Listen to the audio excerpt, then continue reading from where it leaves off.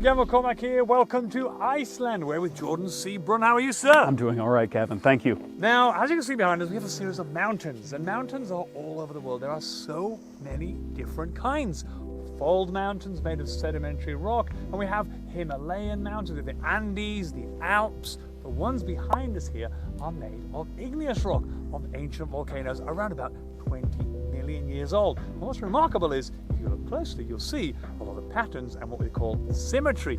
Jordan, what are we going to do with this symmetry in terms of art? Well, with landscapes and landscape photography, whether you're painting, whether you're drawing, whether you are taking pictures, the best kinds of landscapes are usually those that are asymmetrical, which means that there's a big difference from the left side of the composition to the right side of the composition. Most people are aware on a camera, you'll see 4 little lines that cross over one another.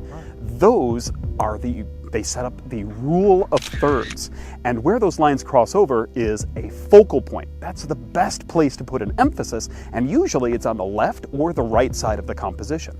If you take a look at the mountains behind us, we have one side where the snow is pretty heavy. We have a lot of light. And on the other side, we've got a lot of dark areas. That's just one type of asymmetrical balance. It shows contrast in value, differences between one side and the other. Now, over the next 10 weeks and in this course, we're looking at Iceland Illustrated, which means you're taking landscapes like the one behind us and we're going to recreate them. Yes. Jordan, you're going to show us how to recreate this. What are you going to use? Well, for this specifically, I thought it would be a really good idea to use a type of paint that allows us to control the light and dark and get that sense of contrast that helps with asymmetry. We're going to be working with watercolor this time out. Now, one of the great things about watercolor is the more water that you use, the lighter the paint gets. The more paint you use, the darker the area appears. So this week, what we're going to do is really kind of control the amount of water that we use and the amount of paint that we use to control the light versus dark side that we're working with. Right. Now, during this course, as you know at home, we're using the art that we create to make the world a better place. We're going to give it away. We're going to offer it to somebody else to make their day. This is such a beautiful scene.